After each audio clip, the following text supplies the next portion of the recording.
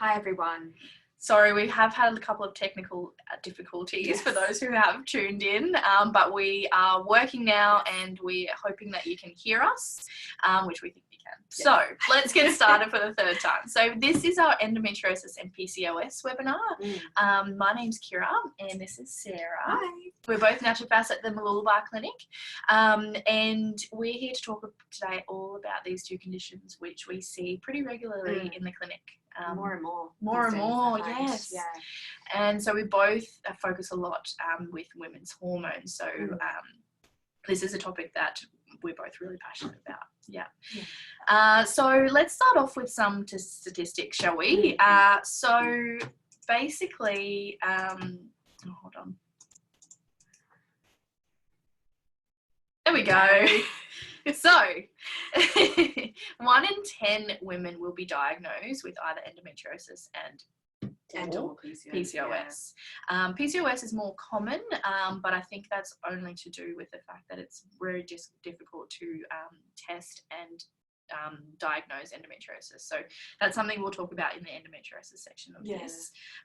But 1 in 10, it's a lot of women. Yeah, and you're thinking of that in your friendship group. That's a significant amount within your female friendship group, like 1 in 10. Definitely. Kind of put that into perspective. I think as the tests get better and better, I think that will definitely be a bigger number. Yeah. Not very, very soon as well. So something that is really common out there for our women. And very painful. Very painful. It's caused so many issues.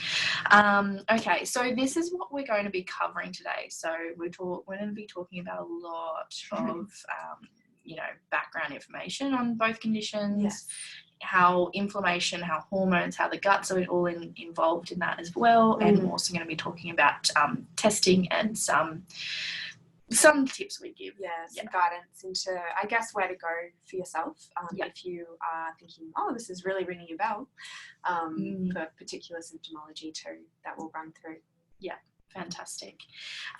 Okay, so just a little bit of background on us. And Sarah, do you want to chat about this? Yeah, sure. Yeah. So we have many clinics around Australia where we've expanded in that way. We also do work integratively with a lot of psychologists here on the Sunshine Coast. Kira and myself are both Mooloolaba based. And, that's, we do our job for one reason, and that is to really support people's health and to make them well and to make them thrive. So that is our big passion here at Integrative Wellness. Definitely. Yeah. And that's why we do have psychologists and dietitians and physiotherapists on board as well. That's right. Yeah, so we got 2 clinics on the Sunshine Coast, 2 in Brisbane, Sydney, 3 in Brisbane, I think, even. Yeah, so there's so many clinics there, so many options that we have for people all over Australia. Okay, so let's run through hormones. Let's get into the juicy stuff.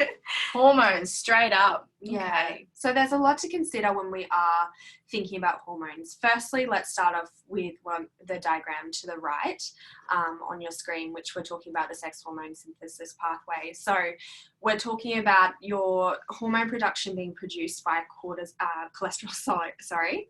So we're thinking of like the good fats in your diet. That's the kind of building blocks for all of your hormones. So checking cholesterol for us as practitioners is very important to make sure that when we are looking into hormones, for example, this is quite, it's at a good level. Yeah.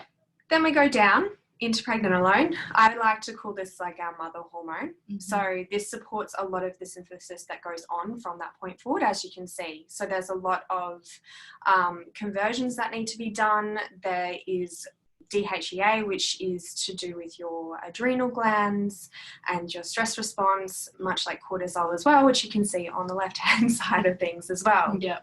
Do you want to talk through the pregnenolone still, Kira? Definitely. Yeah. This is something that I feel like a lot of my clients, when I speak about this, it just makes so much sense. Yeah, definitely. So basically, when we're talking about the pregnenolone still, it's all about when we're stressed, your body will choose to produce cortisol over our sex hormone. So this is when we see long-standing acute or chronic stress affect the health and the production of our hormones like estrogen and progesterone. So stress is a really major underlying factor when we're talking about any hormonal conditions. Definitely.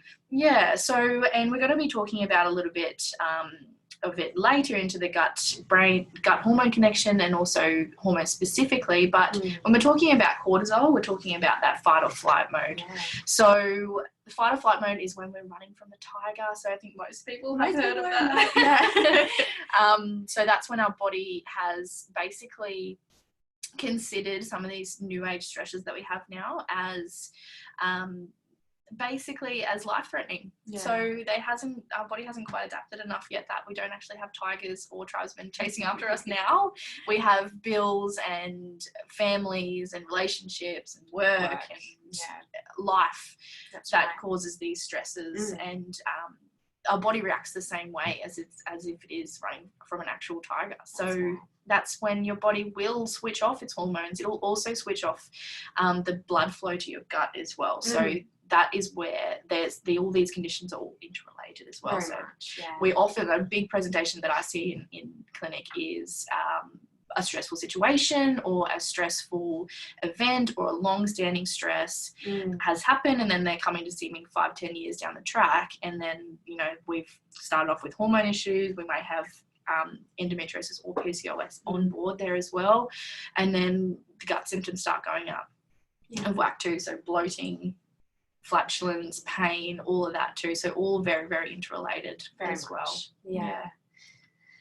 And so we need to reduce our stress. And towards the end of this webinar, we're going to be talking a little bit about some stress management options. That's really important. But working with self-care is something that is going to help you immensely. And it's something that doesn't cost any money. It doesn't have to cost any money. It's just looking after yourself, which a lot of us don't do. That's right. As regularly as we need to. Yeah, I find both of these conditions, when we are looking at these pathways too, we've got, again, looking at the right diagram, right at the base, we've got our 3 different hormones under estrogen. So a lot of people have the thought when we just get blood tests done, for example, we can only get the estradiol tested, when there are also 2 different estrogens alongside estradiol that work and are very, very important throughout our whole hormonal pathway and our lifespan as women. So it's very important to keep those into account, make sure they're metabolizing correctly as well. So that's certainly something that I always look into. Yeah. Because I find bloods, especially when we are looking at something quite serious in the hormonal cascade, or you're quite debilitated with pain and, it's troubling you quite a lot, that's when we really do a little bit more functional testing, and we'll go into that in a bit as well. Yeah, definitely. And just on top of that, so it's not as simple as just testing estradiol, as Sarah just said. So we will often be a lot more, we'll be quite looking at all of these different areas in this pathway on the right. So we'll look at your cholesterol, we'll look at your DHEA, we'll look at the 3 types of your estrogen, testosterone probably as well, because we want to see the function of that whole pathway. That's right. And where things are getting stuck possibly. Yeah, exactly. So it's not as easy as cholesterol and estradiol. They probably won't give us the such a big picture as well. And something I might add here as well, which I think we'll touch on in a little bit later, but the pill. Yes, so there is a big misconception with the pill with some people. So when you're on the pill, you're basically shutting off your estrogen progesterone hormones. So you are not producing hormones, you're not ovulating, your body is using those synthetic hormones as in replacement of those. So a lot of those times a pill is used for these conditions to help with switching off these hormones, to help with pain and some of the symptoms, which is absolutely necessary. But when we're talking about helping to manage the hormones, it's a little bit it's a bit more complicated than that when we're on the pill. Certainly. Yeah, so just like to add that in there because that's really important for people. Yes. All right, let's start our first part of this, something that we see a lot. So endometriosis. Yeah. So let's get the facts in order with endo as well. It's still not yet understood actually, how it comes about in the body. Yep. What we do know is that it is driven so severely by inflammation, chronic inflammation, and it's multifactorial. So when we were talking just previously about gut health and the correlation with that and hormones as well, IBS is very, very commonly seen with and well, basically alongside endometriosis. So the way that we distinguish endometriosis, it's through basically endometrial-like tissue outside of that uterus. And when we're talking about that estrogen, so it's those 3 types of estrogen influencing the cells basically to multiply. And this then puts the immune system into alarm bells and thinks, oh my gosh, what is going on? There are so many cells that shouldn't be here right now. And that creates our body's natural innate kind of immune system to kick in and try and resolve the issue. But sometimes, well, basically what happens with that movement is that then it becomes inflammatory cysts, hence the reason why it's a chronic inflammation condition. So that then will cause cells to, you know, cause a lot of scarring along the insides of the reproduction system, scar tissue, and a lot of pain. So as you can see, the suggested symptomology, it's quite vast with what you could experience, and a lot of women that I do see in clinic could tick off basically all of those, and that's quite a lot. So yeah, a lot of pain there. Yeah, a lot of pain and very irregular cycles, and again, talking about gut health too, you know, they often experience a lot of digestion issues, especially with evacuation pathways, so constipation or most probably diarrhea, especially when bleeding as well.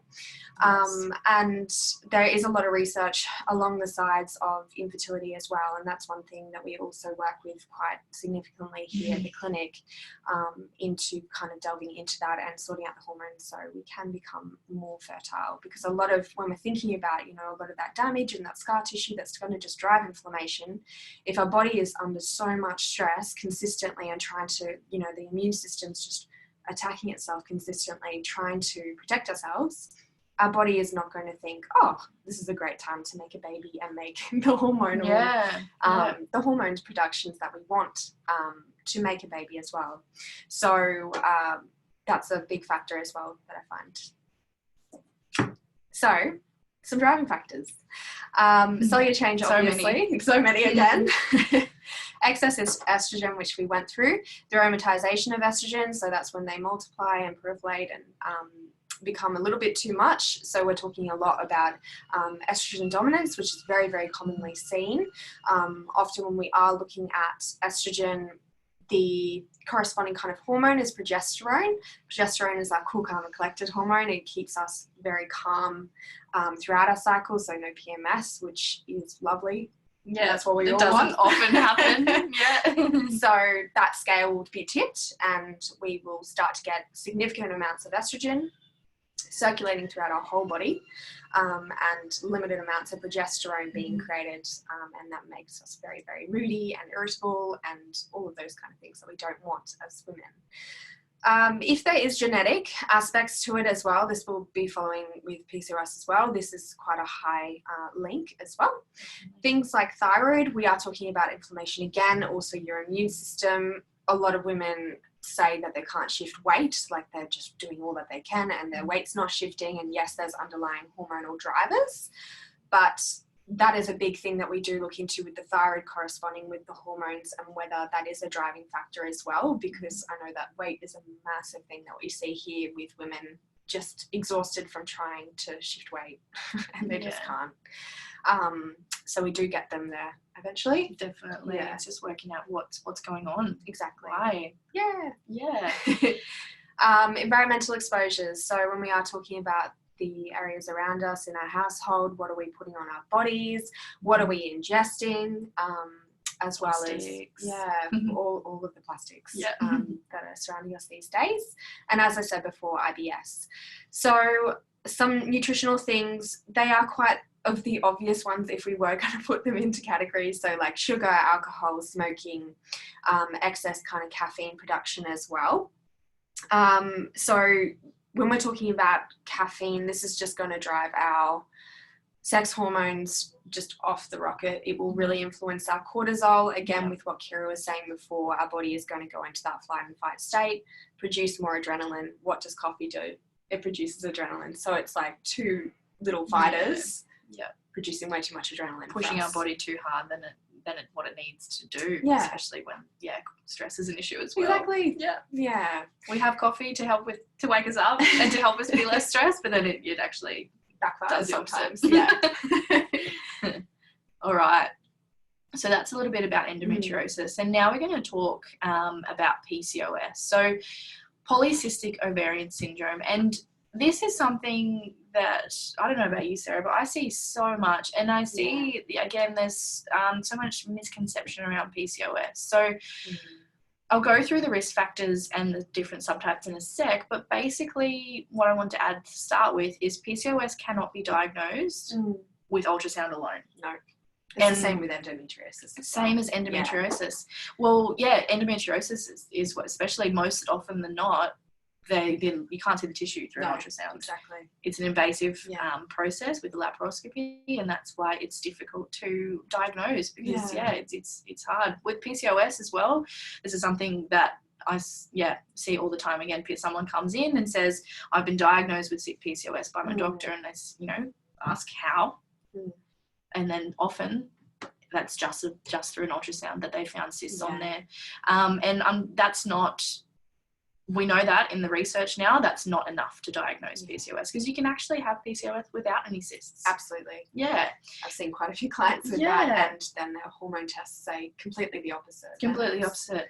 And unfortunately, it's in the name PCOS, so I think that's why most people there's that misconception there. You have to have polycystic ovaries for it to be polycystic ovarian syndrome, but that's just not the case. All right, so the 3 different subtypes of PCOS. So there are a few different types of PCOS, and this is something that we categorize people into. So insulin-resistant PCOS, which I'll talk about a little bit more. Pill-induced PCOS or post-pill PCOS is something that we see a lot, whether that's temporary or whether that becomes permanent after the pill or not, depends on, what's going on. Post-pill PCOS can then possibly even turn into insulin-resistant PCOS as well. Definitely.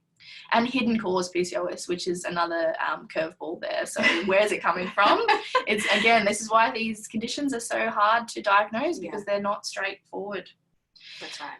So the risk factors. So insulin resistance. So basically a lot of the times when we are looking at PCOS, if someone has had an ultrasound for PCOS and they do have cysts and they haven't had blood tests for it, the next stage would be looking at insulin resistance. So a lot of the time with PCOS, typically it would be those women that again are struggling to lose weight, have the weight around the middle, craving sugars, or get that lovely hangry feeling. Yes.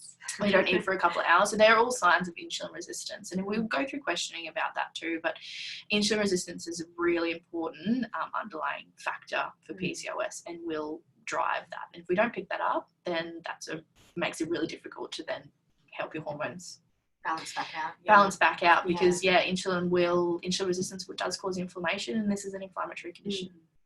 So obesity on top of that as well, so those do go hand in hand usually, but I mean you can have insulin resistant people that are typically very thin. That does happen more and more now. So these conditions aren't clear cut anymore, they're multifactorial. Complex. That's why we do these webinars, because again there's so much misconception out there. Family history of PCOS, so genetics as well. So if anybody's got a family history of PCOS, we'll probably look into that anyway if there's hormonal issues as well.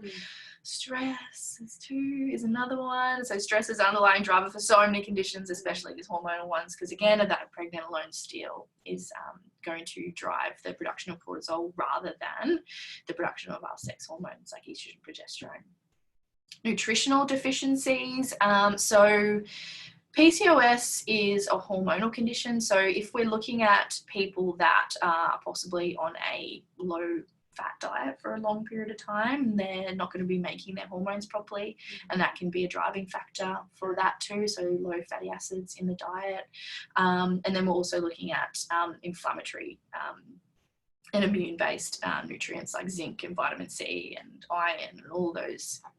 Vitamin D as well, big immune driving nutrient there that a lot of us seem to be quite deficient in, even though we live on the Sunshine Coast. Very odd. Yeah.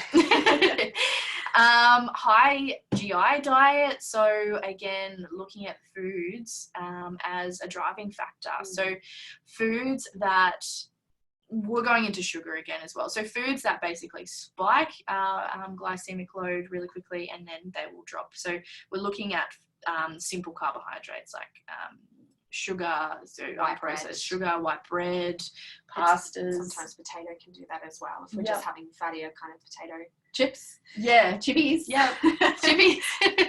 Fried foods, anything that's going to spike that insulin and then drop it, that's going to contribute to that insulin resistance as well. So we're wanting to have more complex carbohydrates, which we'll touch on towards the end of this webinar as well. That's when a lot of women I find will get those, hanger is one thing, but also migraines, headaches, mood swings, like you suddenly feel like you're a completely different other woman. Yeah. That is very, very common as well. And that's when we really look into diet. Diets are so important. Definitely. We want, typically as a naturopath, we want you to be off all our supplements and regulating all this with diet, which we can do. So that's our end goal. But because these are such complex conditions, we need to work with some things that are going to get us there quicker to start with. Yeah. And sedentary lifestyle, so sitting down on a bums. So a lot of the time, we went to a seminar the other day and then the lady was telling us about how she maps sitting for people, which I hadn't heard before, but it makes so much sense. So looking at, getting in your car first thing in the morning, driving to the coffee shop, walking out, getting a coffee, sitting back down, going to work, sitting down all day and driving home and then going to bed. So standing for like an hour a day, most of us when we're doing office jobs. So that's really important factor, getting up and exercising as well. Definitely. Common symptoms, quite similar to endometriosis really, and they can range between all of them, one or two of them, or even sometimes you might not have any symptoms at all. Absolutely. And we pick it up. So painful irregular periods or no menstruation, painful breasts, excess body and facial hair, which we call hirsutism, is a big one there too. Fertility, insulin resistance, acne, fluid retention, weight gain, foggy brain, anxiety, depression. So the list goes on. So any of these symptoms can be related to PCOS. I would also just like to note, I've seen quite a lot of women come into the clinic and it's just what they've been told. And they'll say, I've got irregular periods, so I have PCOS. Yeah. And they've... Even without an ultrasound. Without anything. Yeah. And it's often not the case. So sometimes, we could have a lot of the symptoms, but it could just be a hormonal imbalance as well. Yeah. So we're not kind of saying if you have all of these, you're definitely confirmed to that as well. It is a collective kind of thing. So we don't diagnose here. That's not the way that we view health and a person. It's very individualized work. So just because your periods are irregular, it could be for a varied amount of reasons as well. Definitely. And these are the ones we see often, but again, it can be so many different things. So that's which we're going to talk about soon as well. Testing, that's why we do lots of testing, because we want to know what's underlying all of these symptoms that you're getting. That's right. Yeah. All right. So endometriosis and PCOS, holistic treatment. So many different things we look at and so many different aspects that we can, tackle these conditions. As we said before, it needs more than an ultrasound to diagnose. Kira has gone into those details already. And as we were just saying before as well, so as a naturopath, the way that we're trained, it's not just to look at your symptoms and then fix those and then be gone. It's getting to that underlying driver, that root cause, and that's very important for your overall well-being going forward. So that is a timely manner as well. Like, it's not a quick fix. It's not a Band-Aid fix. We do get to the root of it, which sometimes does take time. And as always, it's very individualized treatment. I don't ever, and I know that Kira, all of us here, all of the naturopaths really would never, basically give an individual the same treatment if they have, say, PCOS, for example. Yeah, it's always different, very different. Yeah, so many different underlying drivers there as well. Yeah. So that's what makes it so individualized. And there's more you can do for these conditions than just going on contraceptives. Yes. There is more that you can do. Certainly. There's sometimes a place for contraceptions for symptomatic care, especially if there's excruciating pain and like debilitating, you're in bed for like 3 days straight. That's just not worth it for anyone. So while we work on treatment, we often, if that is the way and the result that is happening, that's the way we take it. It's always up to the client and their concession as well. Yeah. So the areas that we do look into alongside hormonal testing, which we'll touch on in a second, is certainly gut health. So all of our hormones are metabolized through our gut. That's a big station for a lot of things. Massive. It's not just our liver, it's our gut. Yeah. We need that to be healthy. And then, there's so many other, I suppose, underlying drivers, again, that can link this. That's right. Stress, again, comes up on nearly every slide. Methylation is one as well, because if, for those who haven't heard of methylation, it's a process our body does when we're basically detoxifying environment chemicals and things like that and within our body. If methylation isn't functioning properly, then we're not going to be clearing out these hormones properly, and that's when we get circulating estrogens and is that estrogen dominance picture as well. And a lot of the symptomology can really correlate with methylation or poor methylation or overproduction of methylation with a lot of symptoms like energy, sleep, stress, just to name a few. That would really correlate with that as definitely. Well. Intake and absorption, again, going back to the gut as well. So from actually eating the right things, but we're not absorbing them, then it's basically just like eating a high-fat diet because we're not absorbing any of our good nutrients that we need. Yeah. Toxicity and heavy metals come into it as well, because then we're looking at inflammation as well. Mold too is one of those ones that's in the toxicity, and then there's environmental estrogens as well that come into it too. And when we're thinking about our detoxification pathways as well, which comes into heavy metals too, and you're looking at the hormonal pathway, we want to make sure with our estradiol it converts and detoxifies, and there's E1 and E3. And that goes through the process of phase 1 and phase 2 liver detoxification. So on top of that, if we have heavy metals, for example, or we're exposing ourselves without even realizing to heavy metals, much like plastics, microplastics and microtoxins, that could certainly be influencing your treatment, but also your health as a consistent kind of build-up. Yeah, for sure. Thyroid is a big player in this as well, because that regulates our metabolism and the production of these hormones. Cortisol, again, going back into stress, and sleep is a massive one too. So again, if we've got too high cortisol and too much stress, we're not going to be sleeping properly, and then the high amount of cortisol affects inflammation, but then without the sleep, we're not going to be replenishing our body during the night time, and that looks like, kind of 7 hours of, restless sleep, so not waking up during the night. And even our body will detoxify our brain during our sleep as well, which is really interesting too. And that's when we see heavy metals and toxicity become an issue with memory, fogginess in the brain, and depression, anxiety as well. Definitely. Some of those other conditions that go alongside these endometriosis and PCOS. So I guess with, sorry, Kira, just quickly touch on with some people just don't know really what we do as naturopaths as well in treatment. So we don't just sprig out and go to the garden and get some herbs. We use scientifically evidence formulated herbs alongside nutrients, compounding. Sometimes flower essences do come into it depending on the practitioner as well and the individual, but everything that we have been trained through, especially with herbal medicine, it is so phenomenally effective with restoring and balancing out hormones, specifically with most things, but when we're talking about hormones, most certainly, and it's been used for centuries, as stated. So, going back centuries. And, sometimes it does take a little bit of time to kick in, but sometimes it we see impacts straight away.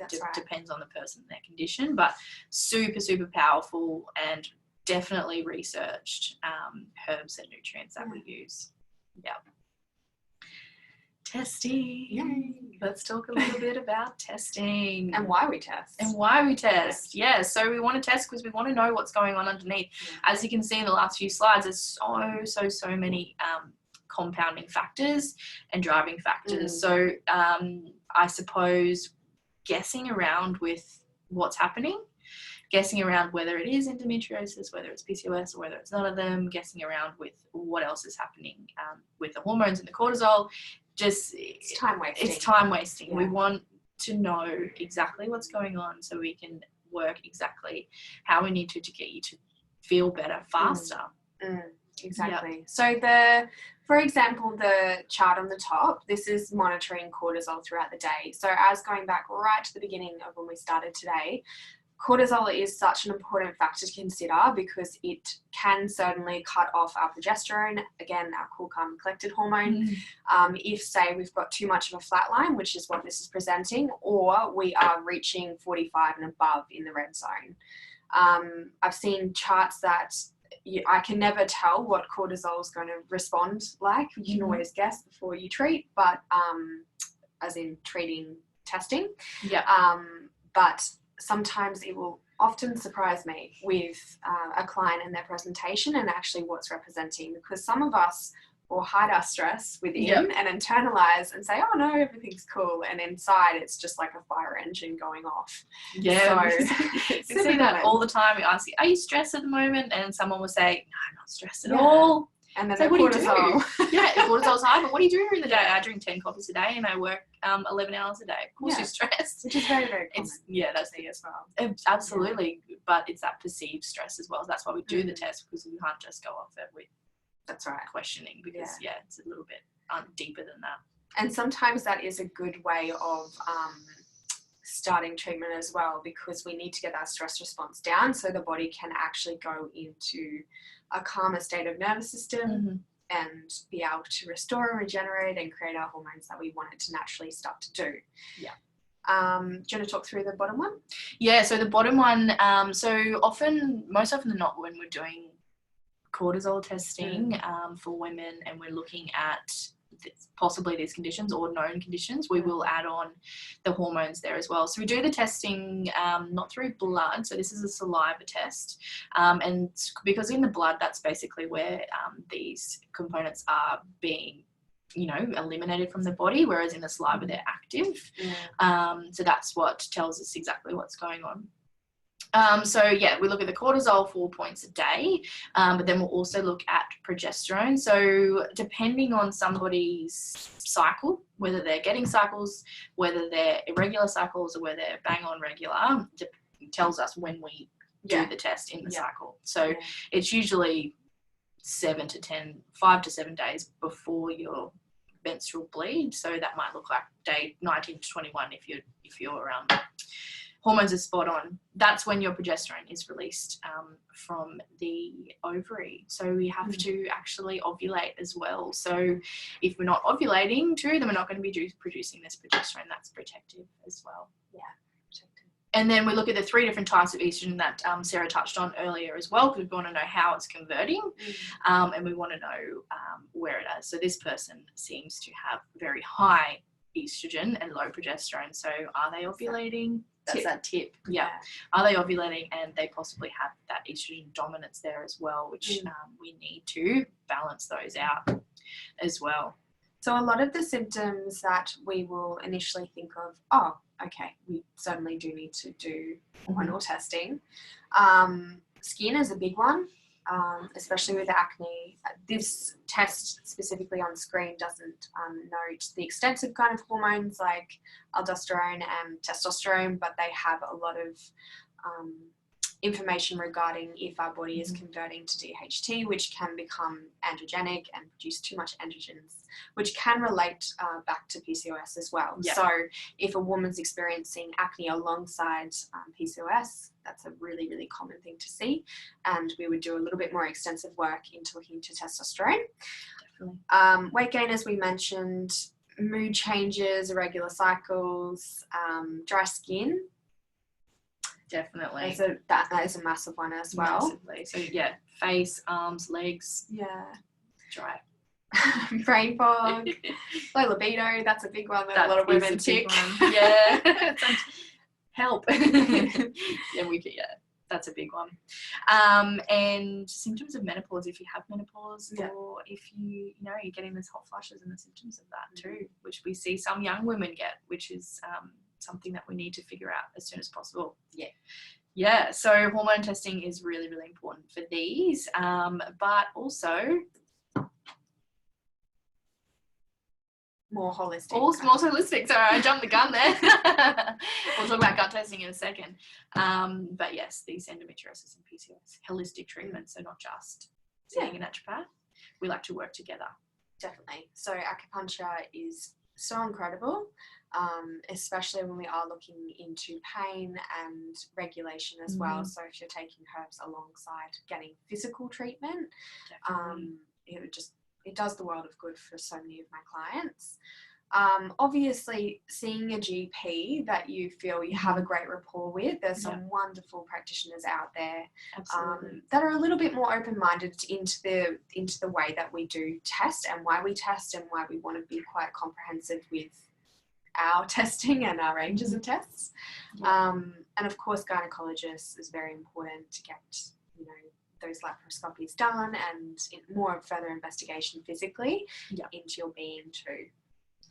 And physiotherapy too, so helping with that pain and movement as well. I find a lot of these conditions are quite stagnant as well. So that's that sedentary, but also kind of sedentary within our body, so getting things actually moving.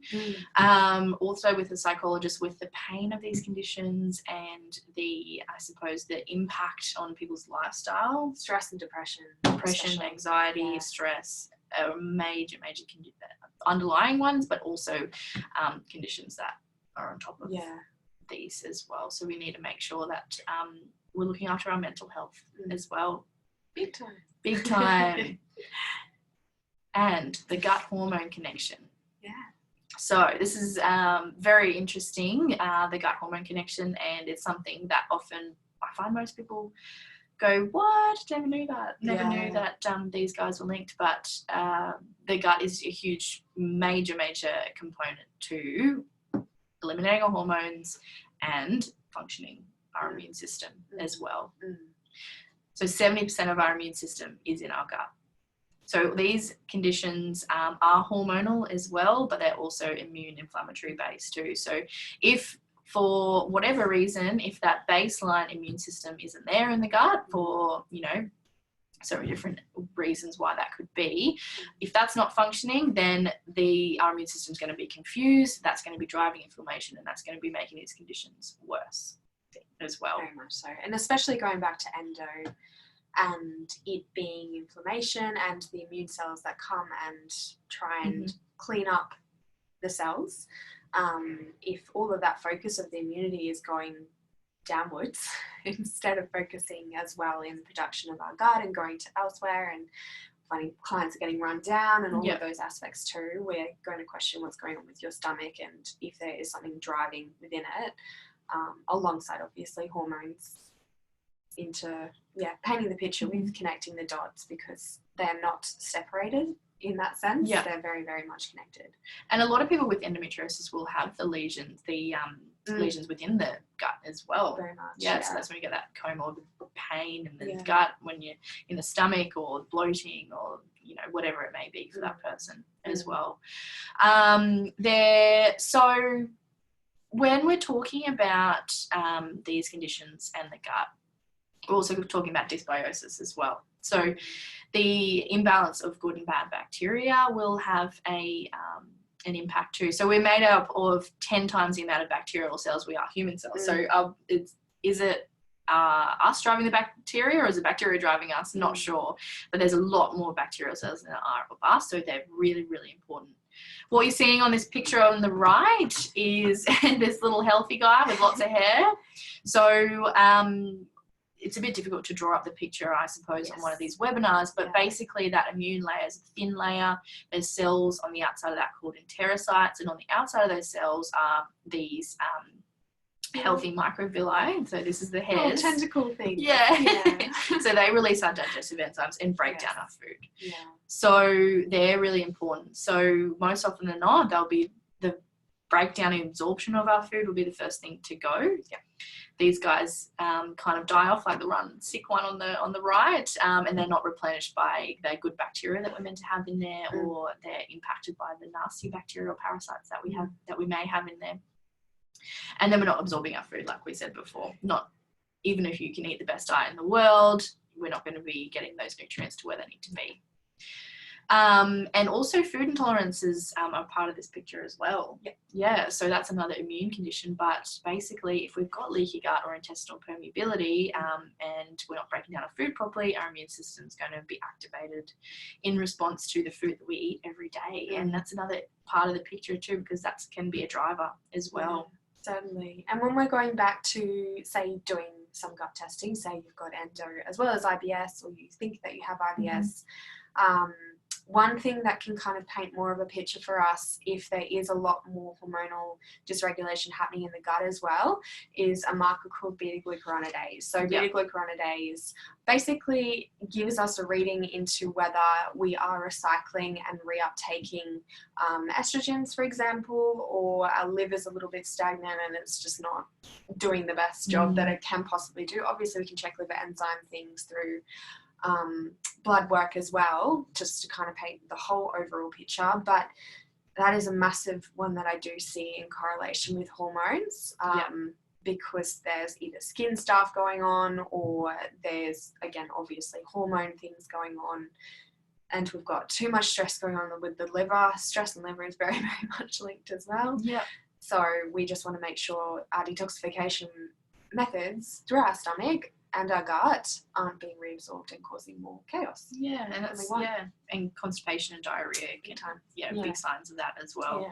But also with endometriosis, I know there's a lot of research on certain bacteria that produce an endotoxin, which is a nasty toxin that impacts the immune system, called LPS, so lipopolysaccharides. So we often will do gut testing alongside these conditions, because we want to know if there's any of these bacteria that are creating this endotoxin, and we know that endotoxin can actually pass the gut wall and cause havoc in the uterine layer as well, and they drive pain significantly too. So many aspects. And it sounds super complicated. Yeah, it does. I see some of my clients just jaw drop, go, how am I ever going to feel better? But that's just why we're so, we spend so much time with you, and we're so individualized, and we do all these testing to get the underlying cause. There's so much that could be going on. We want to hit the nail on the head, get you feeling better as soon as you can. And there's so many factors to it, and that's why we do spend hour, 45 minutes. We get to know you. There's not one herb or nutrient or medication that's going to help these conditions. Not one treatment aspect as well. So, fortunately not. But we can get there. Yeah, absolutely. All right. So, ways to boost good gut bacteria. So, fermented foods and prebiotics and gelatin. So fermented foods are our probiotic foods, so putting in the good guys. The prebiotics are the ones that feed the good guys, and gelatin is a really lovely one that's soothing and anti-inflammatory as well. And a lot of people, I mean, some people are quite great with digesting fermented and like prebiotics, probiotics, but some people do come to me and they're like, oh, I feel like fermented foods actually cause more skin reactions, or I don't like the taste, or it gives me reflux, or all of those kind of things. And that just leads us into further investigation into looking into what's going on, whether that is actually through your gut. And a lot of people can't tolerate fibre, and that is a massive importance when we are looking into your hormones and clearly evacuating any circulating estrogens that naturally do occur to a degree through our cycle, through our complete reproductive kind of cycle each month. So fibre helps to bind to it and then excrete it the way that we want it to be excreted. So very important, but we want to be able to tolerate it and actually not to cause harm. So more inflammation, which is the last thing we want. Yeah, and suppose some people will also, I have had a few clients have flare-ups with pain when fermented foods are introduced. Yes. Because these foods aren't selective with what they feed, especially prebiotics, and they can cause fermentation and further production of these nasty bacteria if they're in there. That's just another sign that we need to look into what's in the gut as well. It doesn't mean you can't ever tolerate these foods ever again. It's just that right now something else is going on. Yeah. And these foods on the right here are some little categories that we have to support those. So obviously not everyone can have all of these foods. Some people might be funny with some of them, but there's a good list of foods in each category. And these are all very, very important to create up the whole microbiome in the stomach, to make us function, our immune system to be bang on right, and all of those kind of things. So we want to make sure that we're getting enough of each of them, and variation. So obviously kind of things like eating the rainbow is a good place to start, because a lot of those will contain all of those categories. All those categories, definitely. And that's when we're looking at managing with diet and lifestyle as well towards the end of our treatment, is we want you to be able to eat all these foods, not have any issues, and also tolerate them and feed your good guys. Yes. Which we'll go to next. Yeah. So dietary support. there are some things that you can start to do straight away. If quite a few things you're like, oh gosh, I have some hormonal stuff by the sounds of it, there are some things that you can start to do straight away before seeking some support. Yeah.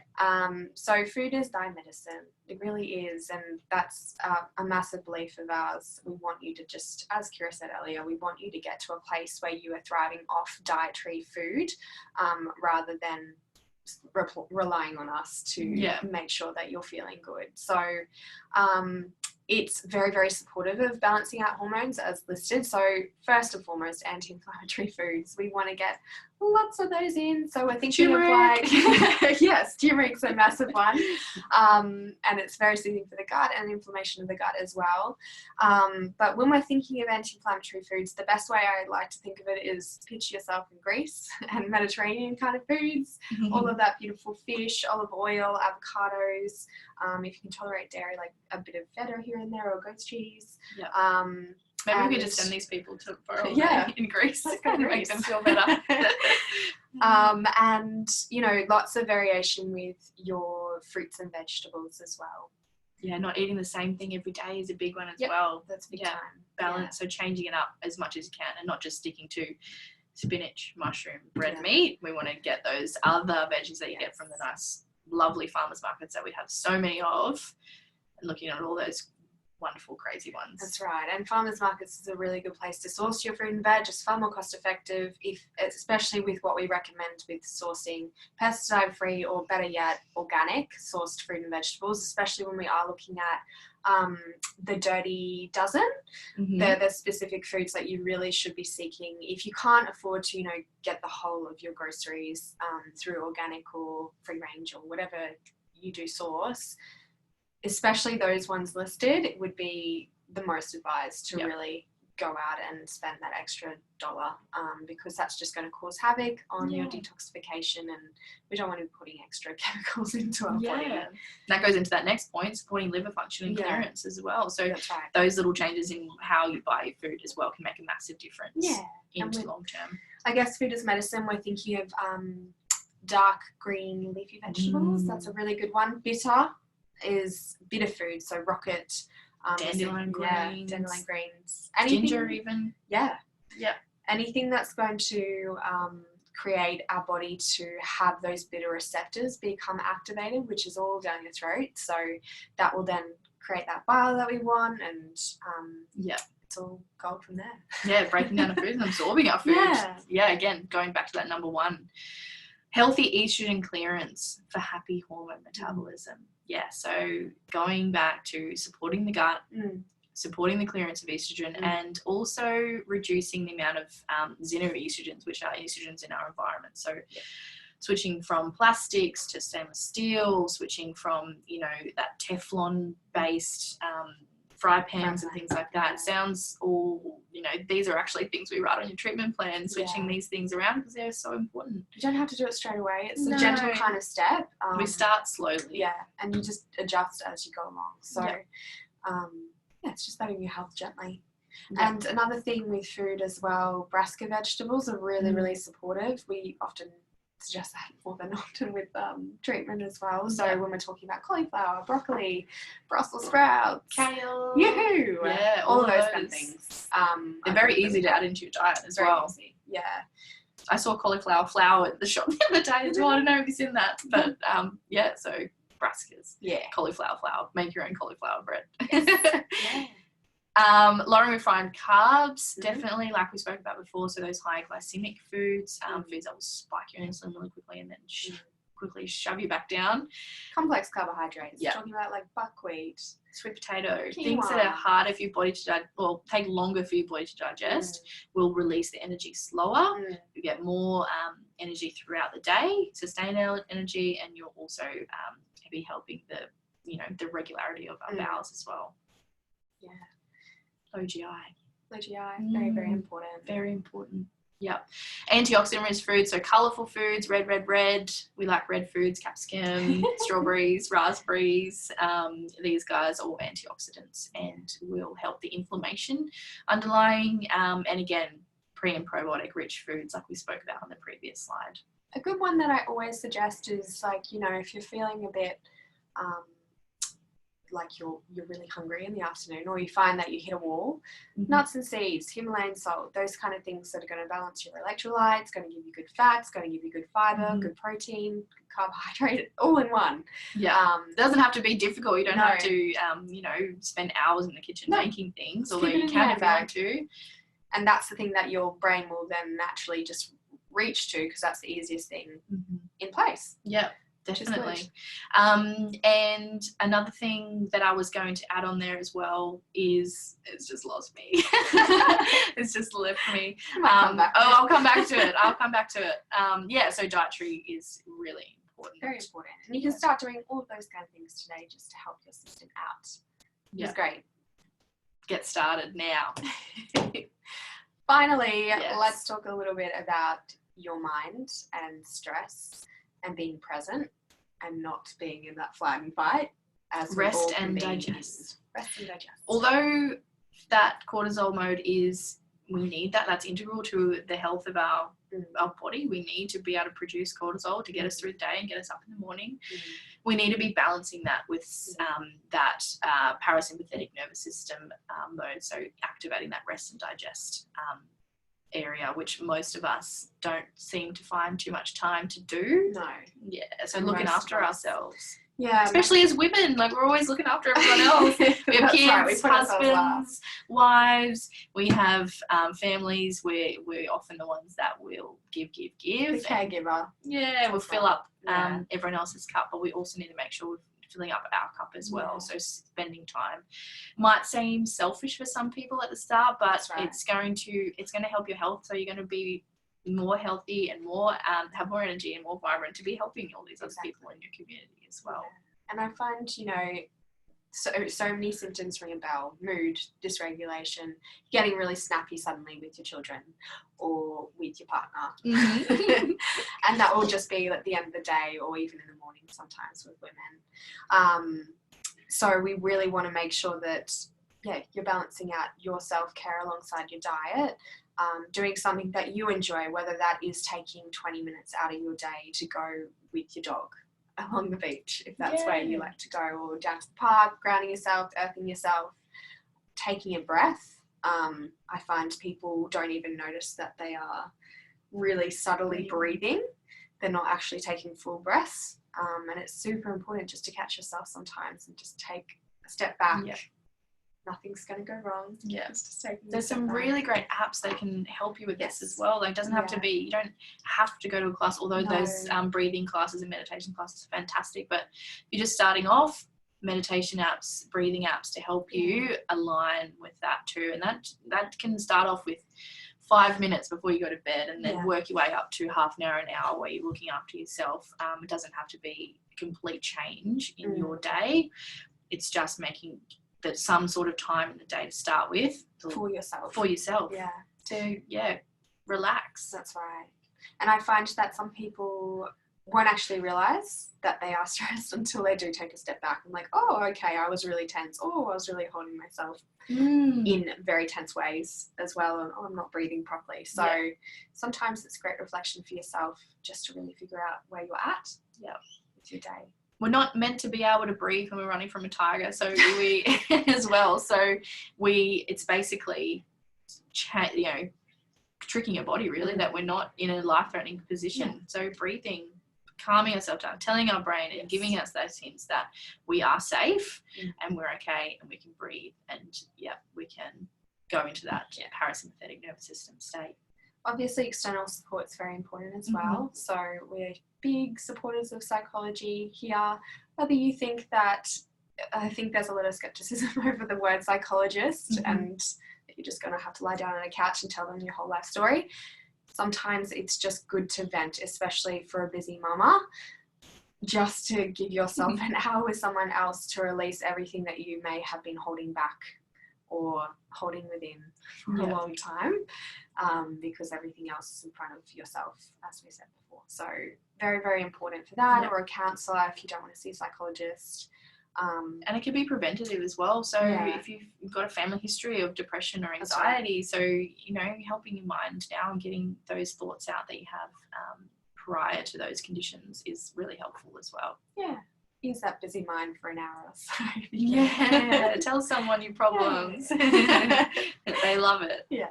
Yeah, we work a lot with psychologists and we work integrated as well. So a lot of our clients who do have these conditions will see one of the psychologists with in the clinic as well. Yes. And then they're getting that holistic care. Very much. Yeah. Well, that's it. That's brought us to the end. I hope you guys have learned a lot from us today. We covered so many topics and we could talk for hours and hours and hours about this. There's so much to cover.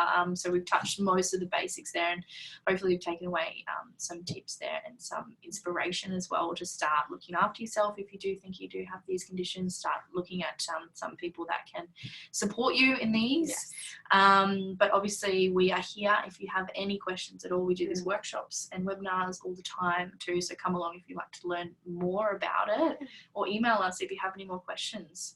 Thank you so much for joining us. Thank you, everybody. See you soon. Bye.